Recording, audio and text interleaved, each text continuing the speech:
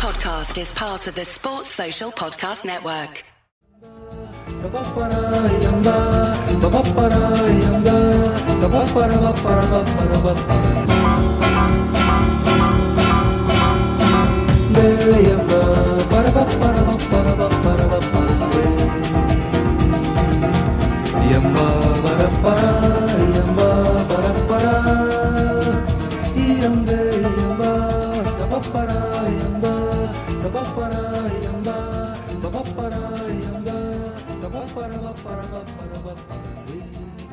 Ed, the World Cup's almost over. How are you feeling? Well, I'm sad the World Cup's over, but I've enjoyed it.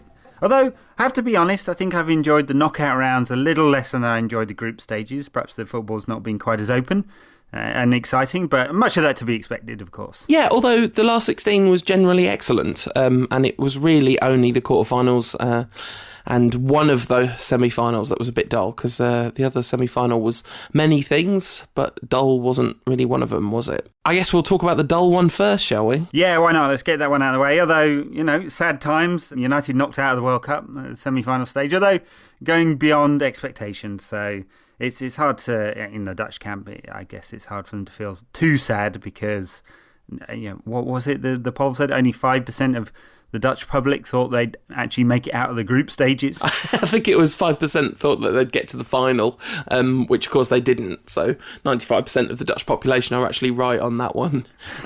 Well, I'm going to let the statistics tell whatever story I want them to. Okay, fair enough. Damn you, Paul. So, look, they went beyond expectations. They played in the style that no one actually expected, so very counter-attacking, and some say negative, especially if you've been brought up in the Dutch culture of total football and 4-3-3, but it proved Louis van Gaal was a strategic and tactical genius, as we all know him to be, but he devised a strategy to get Holland as far as possible, to wring more than the sum of the parts out of that team, and it worked for them almost all the way, bar for a penalty kick or two. Yeah, I mean, it's an absolutely remarkable achievement because that group was rock hard. They demolished Spain in the first game of the tournament in a way that nobody was expecting at all, apart from apparently Louis van Gaal. The thing about the thing about the Netherlands' success that I've enjoyed the most is just how much of it has been down to Van Gaal. That's what's been so exciting to watch for me, watching the Dutch side, because his substitutions have been absolutely mint. I mean, we didn't do a podcast between the quarterfinals and the semi-final, so the sort of warm afterglow of the Tim Krul substitution has slightly worn off, but what a moment that was. He went the right way on every single one of those penalties, not to mention he acted the right fool, upsetting the Costa Ricans. You know what? I thought that was fine as well. I know some people didn't like it, but so what?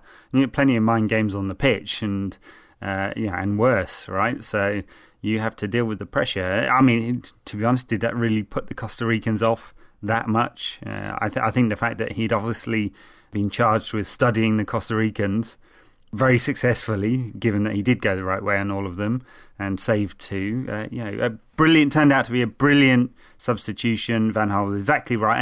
And if anything, Van Gaal's decision was proven even more right by the penalty shoot against Argentina, where he'd already used his three substitutes. He'd made the call to bring on Jan-Klaas Huntelaar for Robin van Persie in the hope of actually winning the game in normal time.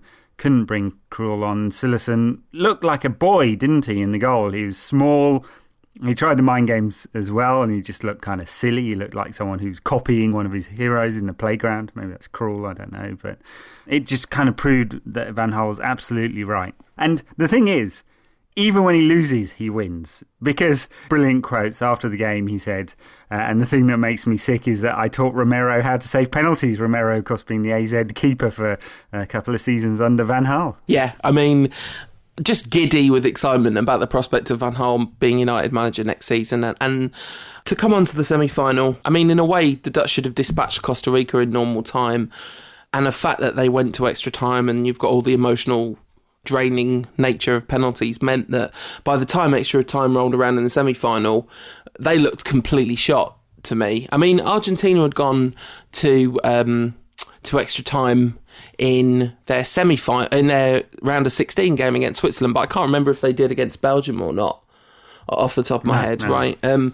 And so they just looked a bit fresher. And Arjen Robben finally, how do we put this? Arjen Robben finally ran out of juice. I don't know. He definitely looked tired for the first time in the tournament in extra time.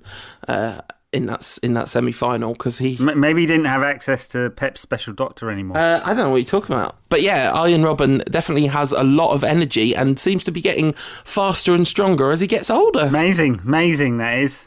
It's a weird thing, isn't it? Yeah, I mean the thing is, when you analyse the performances of those two teams, Argentina and Holland, over the tournament, they haven't put in that many exciting performances. So Argentina have actually been very conservative, given how many attacking resources they've got. I mean, Lavezzi, Higuain, Messi, and some talented midfielders as well. So much attacking talent, but they've actually been very conservative in their strategy, and Holland, or Netherlands, too, for the reasons I said earlier.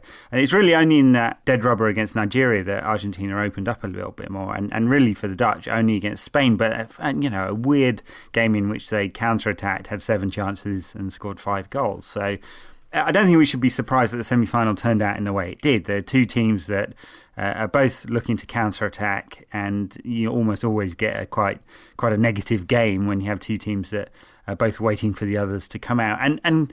And on top of that, you kind of sensed a bit of fear in both of them. They were both out there to not lose first. Yeah, I mean, I said on Twitter during the game, they looked like two teams that kind of really did. They came out really not wanting to lose, and then as the match went on, they wanted to lose less and less and less and less. The pressure of the World Cup final place building all the time. For Argentina, I guess the prize is even greater after what they'd seen had happened to Brazil the night before. But for Holland, it meant facing their old rivals, Germany. You wonder if there was, I don't know, you'd wonder whether there was a slight fear about getting to that World Cup final too, because they might have felt that they would be outmatched should they get there. The other thing I want to say is the other time that the Dutch were really on the front foot and very attacking was in their second group game against Australia, where they really went for it. Right, yeah, when there were a couple of goals down. Yeah, yeah, that was a really fun game. But generally speaking, Holland have been pretty good to watch, even though they've erred on the side of caution. And I don't think either of us think that that's exactly how Van Gaal's going to set United up next season. No, I would expect that Van Gaal will go whatever the formation is, and there's been, just to prove that the media really know nothing. Everyone's been absolutely certain that United will play 5-3-2, and absolutely certain that United will play 3-4-3, and absolutely certain that United will play 4-3-3. So, take your pick. It's probably just going to be a straight up 4-4-2, and we'll be Moyes balling it into the corners all day long. But no, I'm sure that Van Gaal will go back to his roots, that United will be playing a possession-based game, looking to be on the front foot, and looking to attack. I'm sure, because look at the players at United's disposal. There's no way we'll be playing a counter-attacking game. There's only really a couple of squads in Chelsea and Manchester City that you'd say are stronger than United's as is, and United will be spending more money before the summer is out.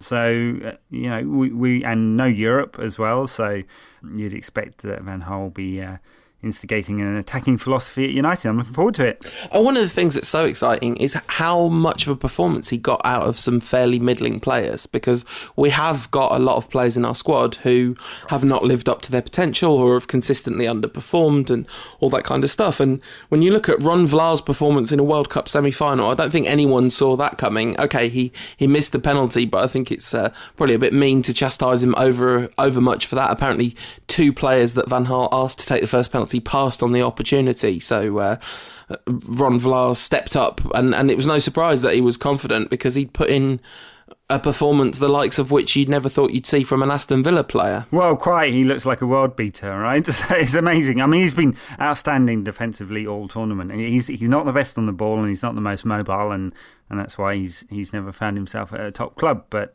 he's had a really, really good tournament, and fair play to him for stepping up and taking the penalty. A little bit naughty of Van Gaal to expose 2 players. I know he didn't name them, but I'm not sure he would have said that if he wasn't leaving, because, no, you don't want to be searching for scapegoats here, do you? It's sad for the Dutch, I suppose. Who's the other miss? Wesley Sneijder, after they'd scored all their penalties against Costa Rica. That's just the way it is, I guess. There's been lots of research. Ben Littleton's book on penalties is excellent, actually. Quite a good fun read, that one. And he's got loads of stats about what percentage of winners win a penalty shootout after they've just lost one, or the other way around, right? So, Yeah, I mean, it's hard to win a penalty shootout. It's extremely hard to win 2 penalty shoots out in a row, basically. That's the gist, isn't it, of the maths? There you go. I guess we should talk a bit about Argentina, right? Because that's a lot of focus on the Dutch, but this is a Holland podcast after all. I mean, a Manchester United podcast after all. They weren't overly impressive. Messi kept extremely quiet by some very tidy Dutch defending and some excellent Dutch marshalling. Nigel de Jong doing a fine job for about 60 minutes. Yeah, I mean, he's a limited player, de Jong, but he does that limited thing well. And yeah, a complete blanket Dutch defence when they didn't have the ball. I mean, it was 5 at the back when defending. They got back into shape very quickly, and Vlaar marshalling his back 3, Kuyt and Daley Blind tucking in, and then when they switched it around, Jan Maat and Kuyt, and the 3 midfielders in front of them as well. So they smothered the Argentinians. They got very, very quickly onto Messi. In fact, the thing they did best was not getting too tight onto him, actually trying to disrupt the ball to him, so Messi didn't have a lot of touches as a result. And, this is exactly the way you need to play Messi. The thing is about Messi is that even when he doesn't get the ball, he does have an influence, because if they're crowding him, if they are deploying tactics to try and stop the ball getting to him, there should have been space elsewhere. The Argentinians just weren't able to exploit it. Yeah, I mean, you think that if Di Maria and Aguero were both fit and on form, obviously Aguero came on as a sub, but he would definitely been in the starting 11 if he was properly fit. If they were both fit and raring to go, then you'd have had players taking advantage of that space. As it was, only Higuain had shown any kind of form, and that was only really in the game previous to this one. Basically Argentina didn't offer a lot apart from Messi. I think there'll be a different proposition in the final. I don't think Germany will snuff Messi out quite so completely. But Argentina in the tournament as a whole, they've kind of plodded along, really, and Messi's got them out of trouble numerous occasions. He's easily been the player who's exerted the most single influence on any team in the World Cup, I'd say. Maybe only James Rodriguez is comparable, and actually he was kind of slightly more ably backed up than Messi has been. What do you mean that Wayne Rooney wasn't influential for England? What are you talking about? Well, clearly, yes, apart from Al-Wazza. Even though Argentina have underwhelmed, you just can't begrudge the fact that Leo Messi's found his way to a World Cup final, can you? We can't begrudge it him. I mean, a great player should perform on the greatest of stages, and he's going to do that, and this might be his Maradona 1986 moment. Maybe I'm romanticising the 1986 tournament because I do fondly remember it, because it was, one from my childhood, and I felt that Maradona had a greater influence on that team than Messi is able to have on this team. He scored goals early in the tournament. He hasn't scored the really big goal yet, has he? Well, no, but I think he's had... I don't know, I think he's had a comparable impact. It's just been a lot less fun to watch, because every single Argentina goal has had crucial Messi involvement in it. They haven't scored a single goal he wasn't involved in, either with the assist, the goal, or the pass leading up to the assist. Yeah. Fair enough. So it's just that they don't look as good as Argentina did in 1986. And as a result of that, I think the result of the final, which we'll come on to at the end, is going to be a flip-flop of the 1986. It's going to be 1990 all over again, not 1986 all over again. But we'll see. Who's going to dive to win the winning penalty then? Well, there'd be good money on Thomas Müller, which brings us nicely to talking about one of the most remarkable things that's ever happened in the whole history of the world. Brazil lost 7-1 to Germany in the semi-final of a World Cup in Brazil. It's the kind of thing that, we're only, 48 hours on from it, and... even 48 hours later, it's genuinely hard to process the implications of what's happened. Yeah, one journalist tweeted after that game that he'd been saying for quite a while that results like this between big teams was more likely to happen now. He didn't expand on that. And it's obviously total nonsense. Total nonsense. This is a once-in-a-lifetime result. Absolutely remarkable. Brazil hadn't lost in their own backyard for over 40 years in a competitive game.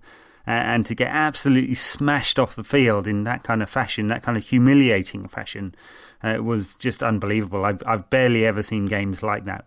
I think you see some big scores sometimes, but very, very rarely between two top sides, and definitely not on their own patch. So really strange stuff. And just the way that Brazil capitulated, it was quite clear that as a team and a unit, they'd built themselves around Neymar.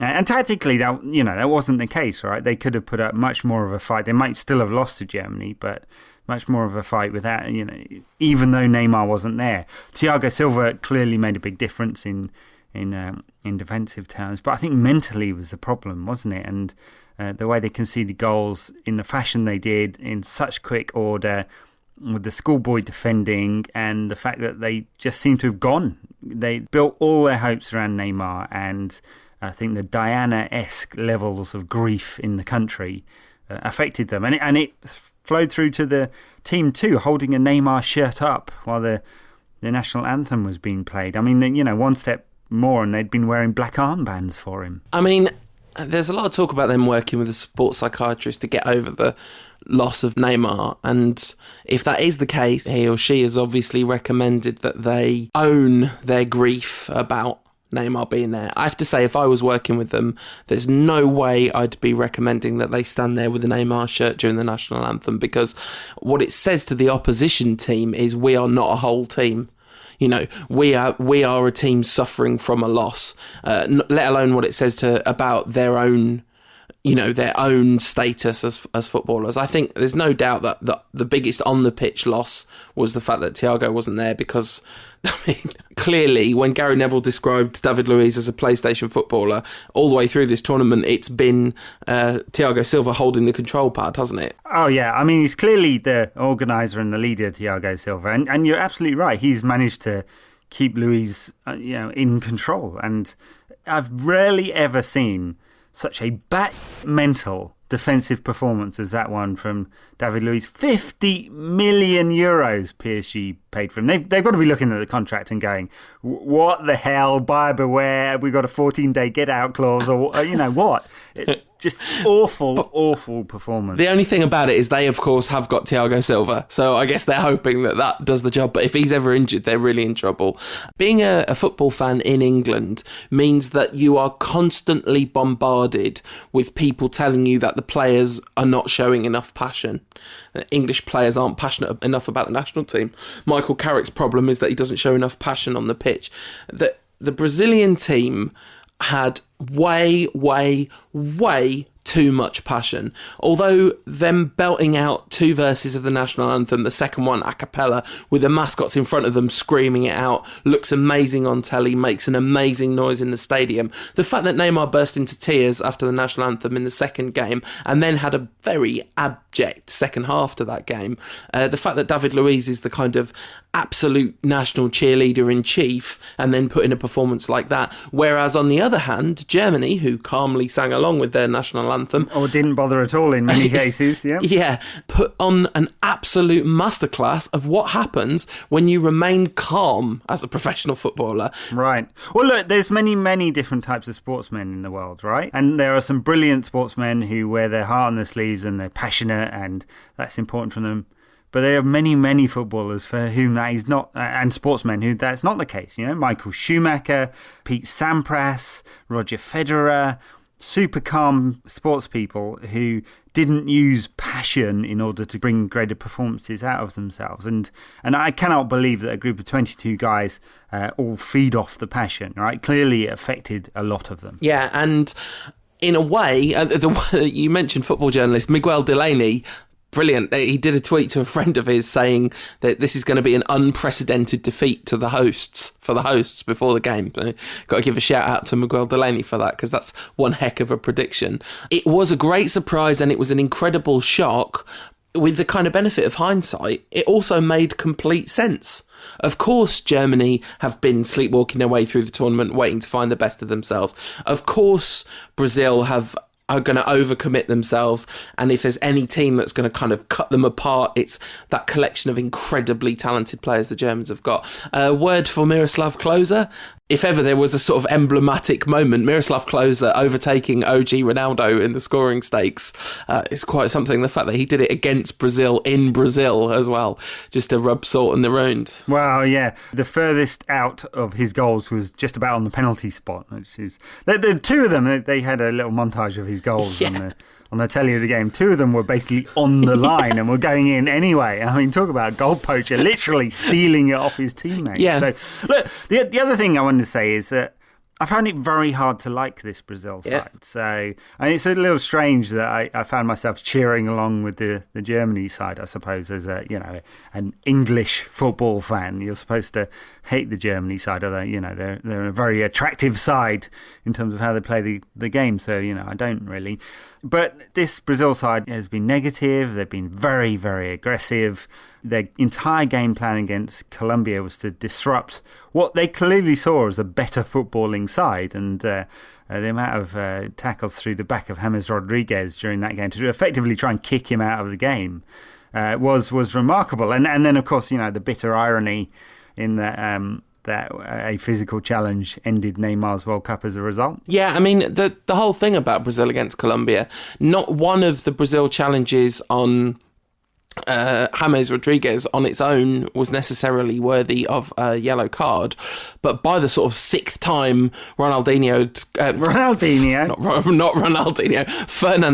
had clipped his heels and sent him flying. I mean, Rodriguez definitely played it up each time, but it's kind of understandable that he played it up because every time he got the ball, they kicked him off it, and it was really boring and horrible to watch. It was very unpleasant. And at that point, of course, the romantic idea of Brazil winning the World Cup in the Maracanã is extremely attractive. But it was really easy to fall out of love with them at that point, wasn't it? Look, it's like going down to the Copacabana beach and expecting a bevy of beauties there. That's what you have on the Copacabana, right? And you go and play beach volleyball with these stunning South Americans, and then you turn up there and there's a bunch of Bulgarian shot putters there or something, right? It's fundamentally disappointing to see a Brazilian side play like this. They're not supposed to, but of course they haven't really played samba football since 1982. I mean, I kind of knew there was definitely going to be a problematic aesthetic analogy coming at the end of that sentence. I guess it could have been worse, definitely. But yeah, I think they did play a lot of really nice football in 2002, didn't they, with the 3 R's up front. But definitely their team has not been completely dedicated to that beautiful football since 1982. Well, Fred up front certainly didn't combine to play any beautiful football. I mean, I know that the French had Stéphane Guivarc'h and some pretty bad forwards in 1998. I'm not sure a World Cup winning side has ever had a forward as bad as Fred, which of course is part of the reason why they're not a World Cup winning side. No, absolutely. But he's just bad. He was so good in the Confederations Cup. I don't know. I believed in Fred, but it turns out that Fred was a lie. And the whole kind of Brazilian thing was, and I kind of felt for the Brazilian people who looked absolutely traumatized. I don't mean the Brazilian people in the grand sense. I mean the people that they showed on telly who were falling apart at the seams. And, I get a lot of stick for this sometimes when I talk about how football's only a game. And I don't mean that lightly or dismissively, but ultimately to invest that much of your emotional well-being, that much of your personal and cultural identity into the performance of your national team, there's something there that's not ultimately going to serve you that well. Well, yeah, look, we started this tournament talking about the fact that the Brazilian government or Brazilian people effectively through their taxes had underwritten this tournament to the tune of something like $13 billion, right, when there's rampant poverty and economic problems in the country, and how that's a problem, right? But the Brazilian Football Federation wanted this tournament for exactly the same reason that every other country wants a big tournament, for the feel-good factor, right? They try and dress it up in regeneration or economic benefit, but it's just about the feel-good factor. And unfortunately, in a World Cup, in a way that the Olympics is different, that you only get the feel-good factor if you win, right? And especially if your expectation is to win, right? Maybe if we were holding it in England, the expectation would be slightly different, right? But if you think about South Korea, they didn't win, but they massively outperformed expectation in their home World Cup, didn't they? And that's what you've got to do. But for Brazil, it's impossible to outperform expectation. You have to win the World Cup. Well, I tell you one thing it's done. It does mean that Qatar will not be the worst performing host nation in the history of the tournament. Oh dear, I can't even bring myself to think about that. Yeah, so the Germany performance was as good as the Brazil performance was bad, I think. I think they were extremely incisive, and that 5-minute period where they scored 4 goals and just completely ripped Brazil apart, you left in complete shock after that because the goals just kept on coming. Once it was 3-0, you think this is all over. But no, then it was 5-0, then it definitely was really all over. Stories coming out of the Germany camp that they'd made a pact between them in the dressing room at half-time to take it easy. And it did kind of look like that. I know they scored a couple in the second half, but it looked like the foot was off the gas. Maybe not Thomas Müller, but the rest of them eased up. And if they hadn't, it could have been double figures. That's how bad the Brazilians were. I mean, Schürrle got one of the goals of the tournament, probably definitely in the top 10 for me in the second half of that. But you're right, that there was a conscious easing of the pressure, but it's the sensible thing when you're 5-0 up in the semi-final to start conserving energy for the final, isn't it? Yes, very sensible thing. And Scolari in the aftermath said some very Moyes-esque things. It was quite funny. He said, we did well for the opening part of the game, and then it all fell apart. I didn't quite say, well, it was the 6th goal that did for us, but it wasn't far off. Yeah, I couldn't help myself but photoshopping David Moyes' head onto Scolari's body. Stuck that out there, and 500 people retweeted it in about a minute, as you'd expect. I'm pretty sure that Manchester United photoshopped Van Gaal's head onto David Moyes' body in a pre-season publicity photo. Oh dear, that's just jinxed it, hasn't it? Just bang out of order though as well, and talking about not respecting the man's pride. Anyway, that is definitely enough about David Moyes. May his name never again be mentioned on the Rantcast. I'm sure it will, but it's nice not to have to think about him too much. The 3rd place payoff, that most ridiculous of fixtures, we could have had a Holland-Germany final and Argentina-Brazilian 3rd place payoff. That would have been pretty tasty. But that would have been good, yeah. Germany-Argentina in the finals is going to be good, but of course before that, Holland-Brazil, it doesn't half feel like... In a way that Brazil-Argentina wouldn't have felt quite so damp and meaningless. Brazil-Holland feels very meaningless. I mean, Van Gaal made this excellent point. He said the thing is, you've had a really good tournament. Whoever loses the 3rd place playoff goes home having lost their final 2 matches. Just is like a really good point. It's like that you've got to the World Cup semi-final. You've done amazingly well, and you're going to go home on the back of these 2 defeats. No one's going to care about that game. Obviously, nobody seriously in the running for the Golden Boot playing. I'm sure it'll be a very lacklustre affair. Kind of thought at the end of half time, none of those Brazilian players, they were going to turn up in disguise for that tournament, because what kind of pelters are they going to get from the Brazilian public? Yeah, I mean, you'd think there'd be significant changes, and Scolari will allow some of the players who haven't played through the tournament to have a go. Yeah, absolutely. I suspect we will not be seeing Fred, because as soon as his face appeared on the big screen, everyone started booing. So harsh. Yeah. Maybe we'll get some goals. Remember Diego Forlan's from 2010? Yeah, it was tasty. Absolute blinder. So, I mean, maybe it'll be an open game. Absolutely. And talking of goals, we're going to give out some awards before the final 2 games, because we're not going to do a show at the end of this. After this episode, we're taking a month-long break and coming back before the start of the season with a big season preview special, and then weekly podcasts, of course, about Manchester United throughout the season. But yeah, so we're not doing a final wrap-up show, so this is our last opportunity to hand out some World Cup Rantcast awards. So first of all, Ed, I thought since it's been the defined, Rob Smythe wrote this piece about how this is definitely not the best World Cup of all time, listing a load of perfectly reasonable grown-up footballing reasons. But the one thing that's given this World Cup its edge more than anything else is there's been barely a game that has not been fun in some way. Maybe 5 games this tournament that you could say there was no significant fun component. So with a view to all that fun, I thought it'd be nice to award the best games of the tournament so far. I've got my top 3. Have you got yours, Ed? I'm not sure I do. I might have to ad-lib it. Off the top of my head, Germany-Ghana. Just so that second half was great fun. Was one of your favourites? My 3rd favourite in 3rd place, Germany against Brazil.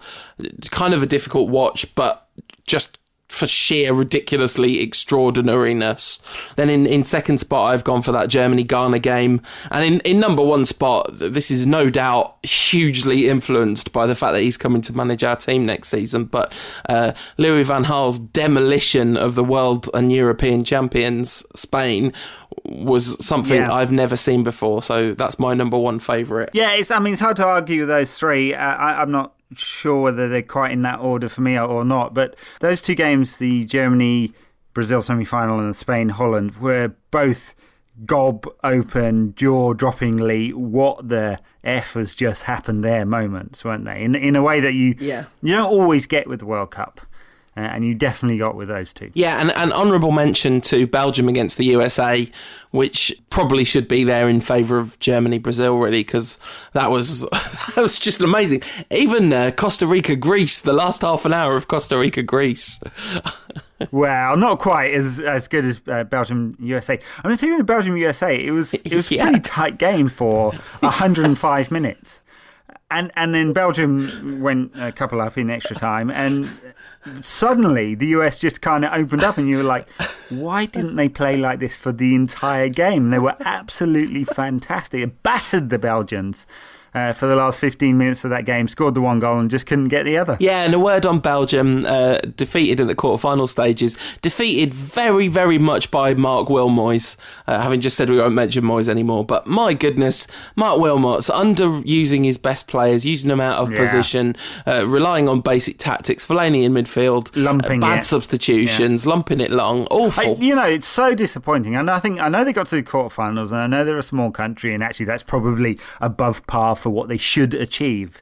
But this is a team that has got loads and loads of talent, and they didn't show it through the World Cup. They were very, very disappointing for the whole World Cup. Yeah, and they got a pretty straightforward passage to the quarterfinals, relatively speaking, compared to some other sides as well. So, pretty poor, pretty disappointing overall from Belgium. But people that weren't disappointing, I would like to give awards to top 3 players of the tournament.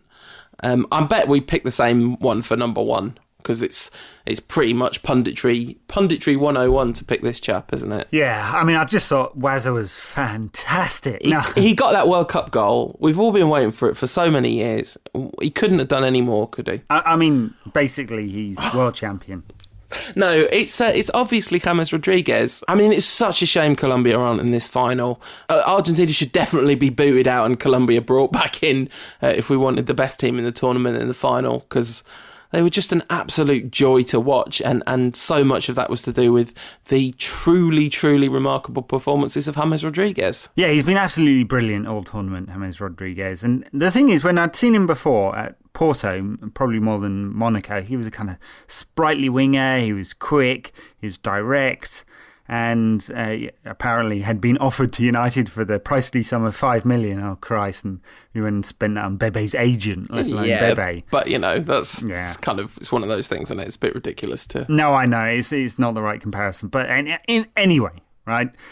So the thing that's been remarkable about him in the last 2 years is that he's developed from that winger into a playmaker. And not all talented wide men will do that, right? By any means. You could be Ashley Young here, right? And...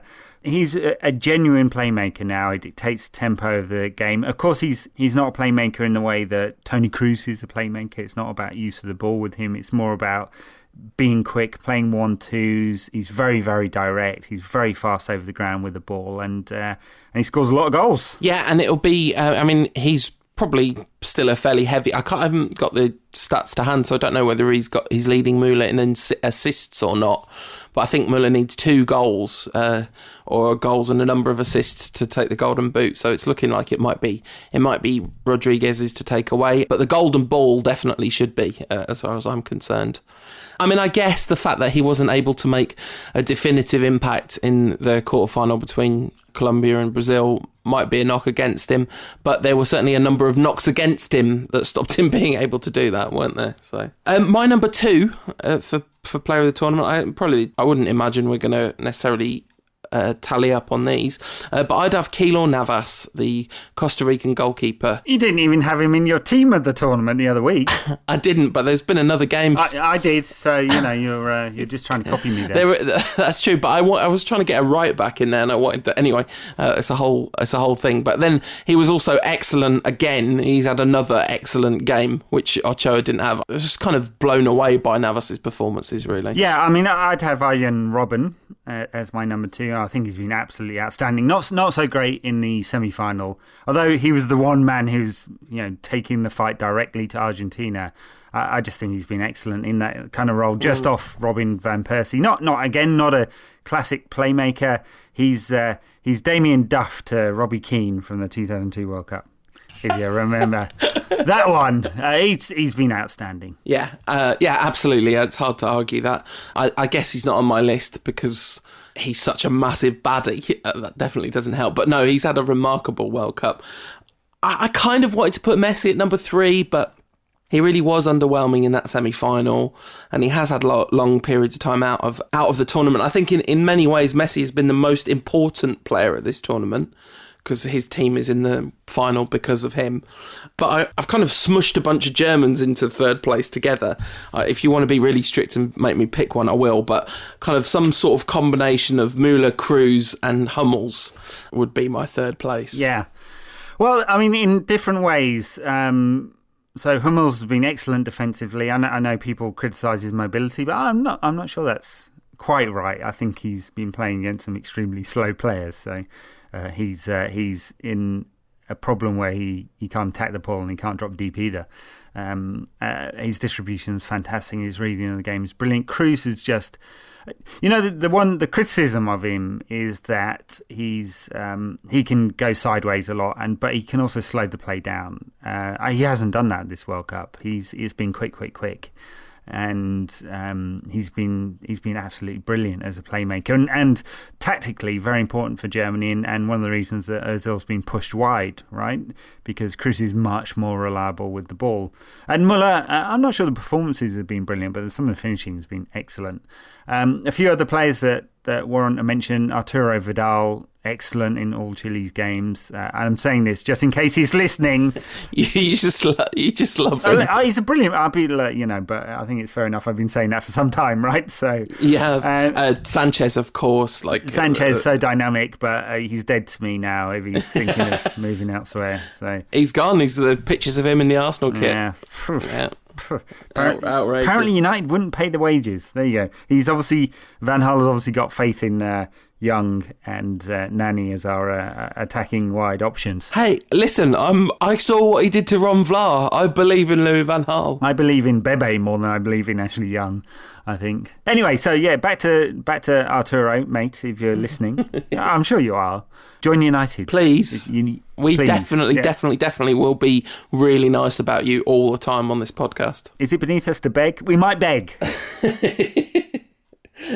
There's been a bunch of outstanding performances in this tournament. There are loads of really impressive performances early on. But yeah, my top 3 are Rodriguez, Navas, and Toni Kroos on balance would get my third place. So a few shout outs to other players that I think have really performed to different levels, right? So Jermaine Jones for the United States in the centre of the park, you just didn't expect that much from him. Yeah. I think Manuel Neuer, easily the keeper of the tournament now, right? Not when we last recorded it. Navas would have been mine, but I think he's just grown into it, and he's just, the stature of the man is extremely impressive. Yeah. There's that pre-World Cup marketing that the Germans did, where they're all in a black room wearing black suits and black shirts and black ties, and it looks like they're the SS. And he takes it onto the pitch. He's a scary, intense man. I mean, try and generally avoid Nazi references when talking about the German national football team of 2014. But, when you pick, people say, choose different attributes from different footballers to make the perfect footballer. And, Manuel Neuer's, whatever the fine line between confidence and massive arrogance is, I would have that. Yeah. Because that man looks like he believes himself to be unbeatable. Yeah. Another one, and I've got to pick this one out because I said several times on the pod last season that I really rate this guy, Ricardo Rodriguez, now linked with United. I reckon that United scouting department just listens to the pod. You want a list of great players, just listen to the pod and go off and buy them. Well, you're kind of the person that said that Toni Kroos was occasionally a bit slow then, and you weren't sure how he'd fit in at United, so you got to take blame for that. Yeah, but I was right about that one until the World Cup, and he sped things up. So he listens to the pod as well, because he's taken on board the constructive criticism and he's improved his game as a result. Yeah, with Evra going, we need another left back. It'd be weird to buy 2 expensive left backs in the same summer, but there's no point. right? There's just no point. And they've spent 30 million on Shaw. They might as well buy an experienced, slightly cheaper left back instead. Yeah, absolutely. Generally speaking, there's some other excellent performances that I'm struggling to draw to mind. Oh yeah, Slimani, Halishi, the Algerian boys in general, remarkable performance, a remarkable World Cup. So they definitely deserve a mention in the honourable mentions category. Very honourable. Yeah, very mentioned.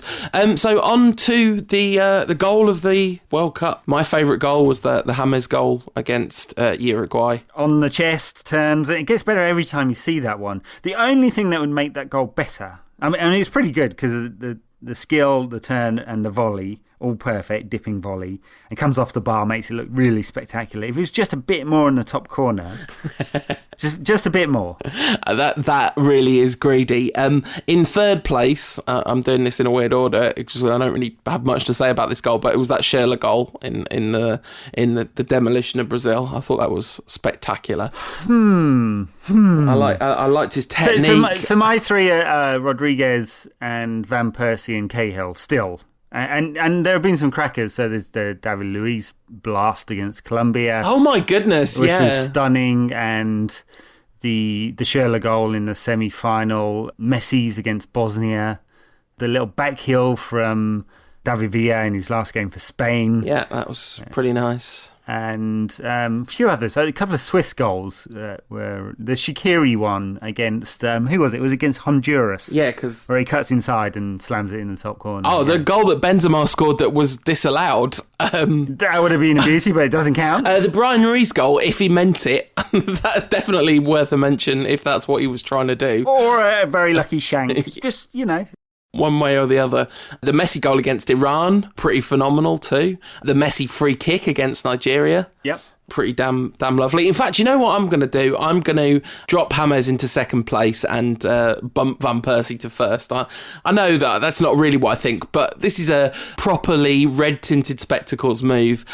And also, I just want to talk about that Van Persie goal some more. I guess, in a way, when it really comes down to it, as the years go by, that'll be the goal that I really will want to see over and over again. I love watching that Rodriguez goal, and it made me weirdly emotional seeing that goal. There was something about it. It was really special.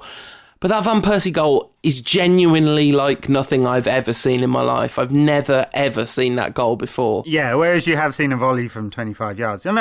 Yeah. It's true. It will be an iconic goal that we'll look back on in years' time. Yeah, absolutely. And just a ball from Blint, which is sort of reminiscent of the long ball that Rooney played from the other side of the pitch against Aston Villa, which Van Persie was too far out to head.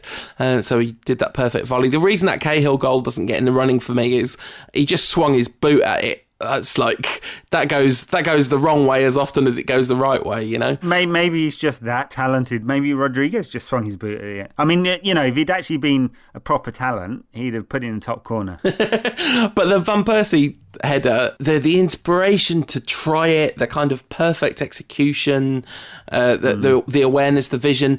The next game against Australia was the last time Van Persie played well in this tournament, but he played fantastically in the first two games. He's not had a good tournament, and he actually looked tired, didn't he? He looked like he given that he had most of last season off, is interesting. But I kind of hope they manage to keep him out of the pre-season games and they're able to give him a rest and he comes back firing for United. He didn't play in that last game of the group stages because he was suspended. I wasn't surprised to hear that there was some injury doubt around Van Persie because we've all seen what Van Persie looks like when he's carrying a bit of a niggle, and that's exactly how he looked. He just looked like that slightly off the pace, slightly carrying an injury Van Persie for those last few games. Absolutely. He did. He looked like a player not fit, and it does really affect him, doesn't it? So we want him fit again. I suppose that Wayne Rooney can keep the number 9 spot warm through pre-season and the first few games of the season. It's worth Van Persie coming back a bit late and then getting a proper pre-season in after the season has started, and then Rooney can drop to the bench again. Absolutely. So before we do a preview of the final, let's take a final set of World Cup related Rankcast listener questions. At TH3Dado says, how do we get over the World Cup now it's over? Take a rest, and United's first game of pre-season is July 26th, so you've only got to wait a couple of weeks. Yeah, I mean, if I wasn't writing about United now, my plan would be to kind of pretend football doesn't exist between now and when we record the season preview podcast, but that's not going to be an option. But yeah, if you have the option not to pay attention to football between now and when the season starts properly, that would be my recommendation. Yeah, I've actually barely done any writing on United Rant since the World Cup's been on. There's not a lot to write about if you're writing about United. I don't know how you find things to write about that aren't transfer related. Well, the key is you just write about things that are transfer related, sadly. But I've got a piece coming out later this week that I'm happy about. It's going to be out by the time you hear this, which is 12 reasons for United fans to be excited about Louis van Gaal. Not too hard to think of those. I might come up with 50. Yeah. That'd be brilliant. I would love to read that. At Jack K. Holt, friend of the Rantcast, says, what have been your favourite penalties of 2014? And that's easy. Greece against Costa Rica was a truly remarkable penalty shootout. The quality of penalties in that shootout was magnificent. Yeah, great stuff. Although, it's interesting, if you've read Gary Lineker's sort of penalty shootout analysis on the BBC, he says that if you slam it into the top corner, that's a miss kick because no player is brave enough to aim there, which is an interesting way of putting it. But yeah, amazing set of penalty kicks, and I much prefer seeing that and the risk of a player smashing against a bar or whacking it over than this take a 3-step and then sort of dribble it towards the keeper, which happens far too often, and it's just a bit lame. If you're going to go out fighting. Abhishek Pride asks us why Ron Vlaar took the first penalty, and I think we have discovered that since. It was because he was the one that was sort of confident enough to do it, and very, very brave, if slightly foolhardy, to send a central defender up first, and it really set a bad tone for the Dutch penalties. I feel like tone is really important in penalty shootout, even though sometimes the momentum does switch. Take the first penalty and score it, and you win 65% of the time. Yeah, there you go. Okay, at JJ Carly says, Miroslav Klose has broken Ronaldo's goals record, but how will he fare when history looks back on him? He'll fare as an excellent goal poacher. I mean, Andy Thomas, the phenomenal football writer, wrote a piece about how, this does nothing to affect original Ronaldo's legacy in any way whatsoever. It's like Ronaldo broke the record in his lifetime of scoring the most World Cup goals, but that was only a footnote, really, in what was an extraordinary career that brought a level of joy.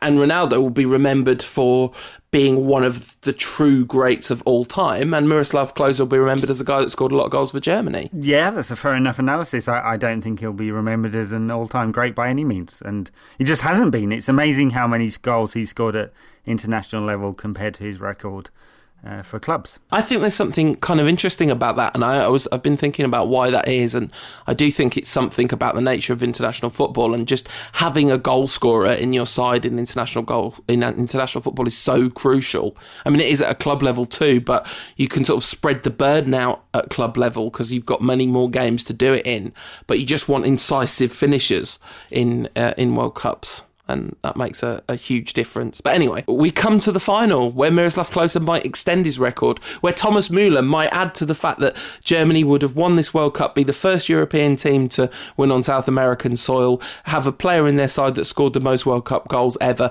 just beat Brazil 7-1, and then somebody wins the Golden Boot for the second time, for the first time ever. No one's ever done it twice before. Müller has more assists than Rodriguez, which means that he only needs one goal in this to snaffle the Golden Boot for the second time, which would be a record. And Messi would need to get 3 goals or 2 goals and 3 assists. Unlikely to happen, given that Argentina are probably not going to put 5 past Germany in the final. It seems a little unlikely. So, how is this match going to go? I think that Germany will boss possession. They've kept around about 60% possession through the tournament. They made more passes than any other side on average through the tournament, and I think Argentina will try to keep it tight and use their attacking players on the break. It seems like the natural pattern of things, and I'd expect the confidence from the semi-final flow through, and that Germany will be the team on top for most of the game. I mean, yeah, I guess that kind of makes sense, but then part of me also thinks Argentina have the weapons to exploit the weaknesses that do exist in the German back four. France had chances to win that game, and if Benzema had been on his best form, they probably would have done.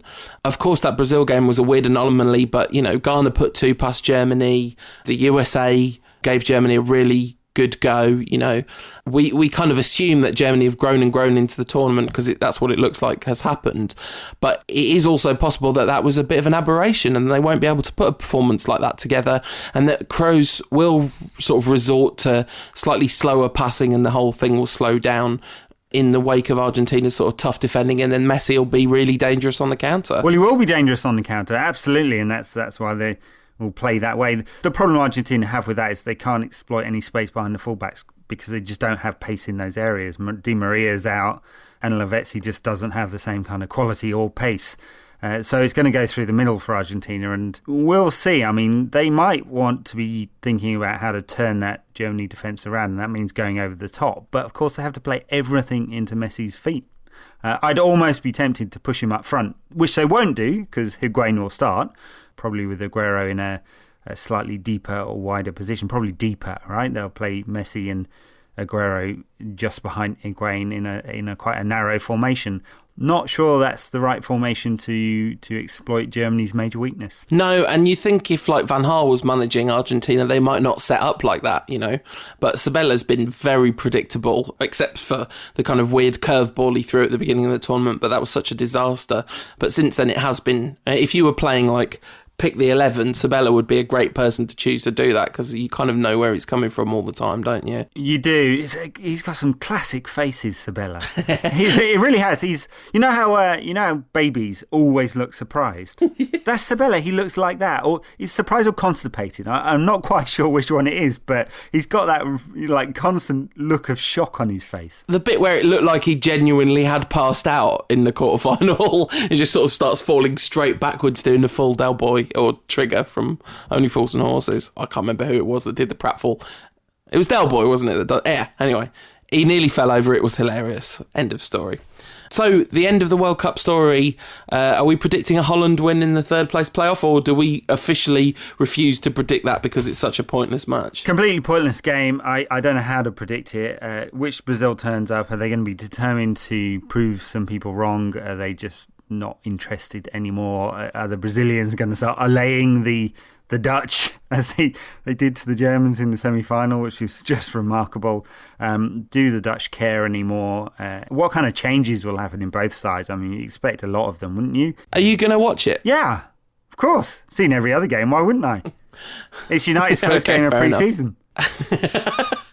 All right, so predictions for the World Cup final. Here we are, Germany-Argentina. That's a pretty classic World Cup final of our youth, isn't it? That is just the standard World Cup final. As far as I was concerned, there was no other options. 1994 was a bit of a shock to the system when it wasn't a Germany-Argentina final. Yeah.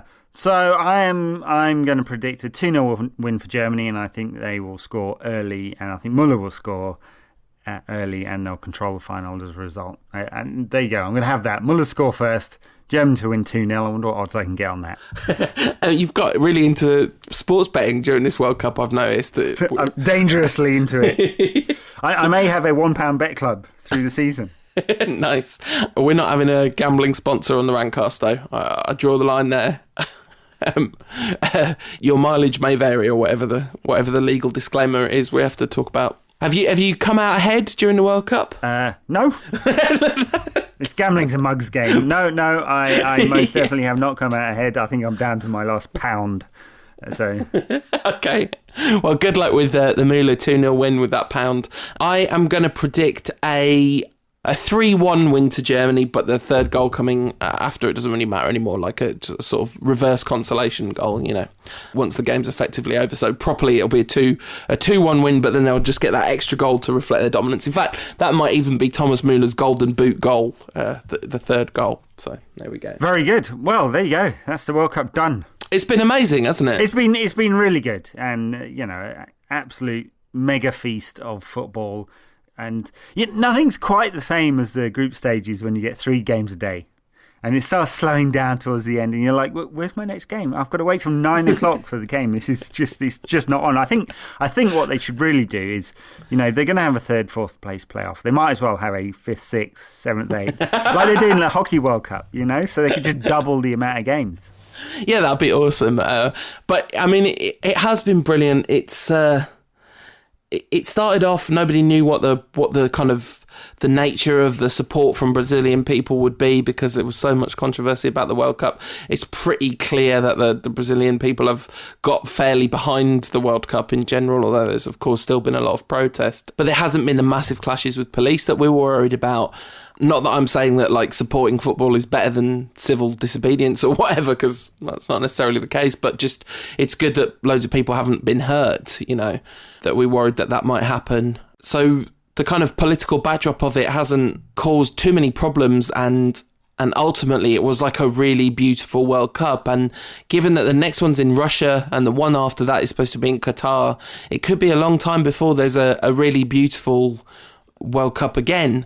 So it sort of feels really poignant that this is coming to an end, because there's some very questionable human rights stuff happened in the lead up to this one. But imagine what it's going to be like in Russia in 2018 and Qatar in 2022. It does get to the point where you just can't put that stuff on hold anymore. So I'm really grateful that this has been such an extraordinary feast of football. Yeah, well, the slum kids didn't die for this. Well, that's, it's awful, isn't it? Look, FIFA has a lot to answer for very, very many reasons. They don't care because they pocketed $4 billion from this tournament. That goes into their mega slush fund, which they just increase their reserves, apparently, and don't dip into at all, Sepp. Yeah. Right. So lots and lots of questionable things. The same in Russia, of course, and most definitely in Qatar. It doesn't mean we won't get great football in Russia. We could do. It's a summer tournament. It's not going to be played by extremes of heat, although it may be played by extremes of distance, because they are determined to have it in 12 cities and in different regions. So it won't all be played in the western part of Russia. So some teams are going to be flying a very long way, and they're also moving back to the seeded teams in a base format. So some poor sods will be playing in Novograd and whatever that city is on the very far east of Russia with the unpronounceable name. But so we could still get good football with some challenges. Qatar, to play in the summer, there's no chance of any good football. None. Even though they play all the games at midnight, it's still going to be 40-odd degrees. So if it does happen in Qatar, and there are lots of doubts about that, they will end up having to play it in winter, and it's going to ruin 3 seasons of football. Yeah, that'll be kind of unfortunate. I mean, the Russian thing, you wonder what the geopolitical situation will be at that point, because, the chances of Russia and the West having really seriously got problems by that point seem pretty high if you're looking at a risk graph, don't they? I don't think FIFA care. And maybe that's what FIFA has saving the $4 billion for, to just kind of pay off the people of Ukraine to keep quiet about the Russian invasion, so nobody in the West notices and that all the teams go to the World Cup. But anyway, all that aside, it really has been a spectacular World Cup, and I kind of, in my head, like I'm playing a montage like they would have at the end of the BBC World Cup coverage. So we can't do a montage because this is an audio recording and we haven't got all the stuff to splice together the audio to do one. But just right now, play the best montage of this World Cup you can imagine. It's got the Colombians dancing, it's got that RVP goal, it's got Rodriguez beating a man, Alexis Sanchez hitching up his shorts and running past players, Arjen Robben doing a dive and then scoring an amazing goal. It's got all the saves by Ochoa and Navas, and it's got Neuer doing his sweeper keeper bit against whoever it was he did his sweeper keeper bit against, Algeria.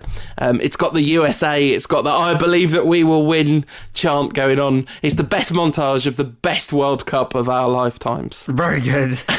Very good. Yeah, it's been great stuff, and it'd be nice to take a break for a little bit after this. It's good. A whole 2 weeks until pre-season for United in the United States. So it's going to be very, very different, I think. Much more about selling products for United sponsors than actual football, but also very important for Louis van Gaal. He's had an outstanding tournament. He's come out a real winner, and it's a very important time for him to bed into his new club role and get on with taking United back to glory. And then international football, we get a whole break until September when the European Championship qualifiers start again. Yeah, and I get a break from caring about international football for 2 years, because international football is for tournaments only. Like qualifying, you can keep that as far as I'm concerned. It's my love of international football is very much a summer thing. Otherwise, it just gets in the way of. So I'll feel slightly guilty in September when we're complaining about the United schedule being interrupted by international football, since international football's just brought so much joy. But no, it's a summer fling, and the long-term marriage starts again in August. We'll be back. The Rantcast is going to have a month off. We're not covering pre-season, but we'll be back with shows every week during the season. We're going to do a big season preview, looking at who we brought in, talking about how great Vidal looks in his United kit in pre-season, and whether Rooney can get in the side ahead of James Rodriguez, and do we play Messi or Young on the left wing? Absolutely. It should be an amazing season to be a United fan. If you've joined us for the World Cup shows and you're not a United fan, thanks for listening. You might want to check out here, because there's not much left for you from our show, but thank you for listening. Hey, we might be able to convert them. Yeah, that'd be weird though. It's weird to change your football team, isn't it? That's a weird thing to do. But yeah, we really look forward to folks joining us for the Rantcast next season as we cover the ups and downs, and mostly ups again, of Louis van Gaal's Manchester United. Very exciting to be able to say that. I'm not taking a Twitter break, so if you need to get me, you can get me at UTD Rantcast. Ed, are you going to be on Twitter for the next month or so? Yeah, why not? There we go, at United Rant, facebook.com/United Rant. If you want us to find your comment about 3 weeks after you leave it and click like on it, I definitely promise I will do that. And unitedrant.co.uk for all your United coverage needs, and you can read my stuff on the Bleacher Report. Very good, and we've been playing some pretty funky music through this World Cup tournament. So give us a word on the play out song this week, Paul. What's it called? So the theme music, very kindly provided. Don't tell him, because Anyway, just keep it on the download. But a chap called Edu Lobo, who's a 1970s, 60s and 70s bossa nova artist from Brazil. And the track is called Zanzibar.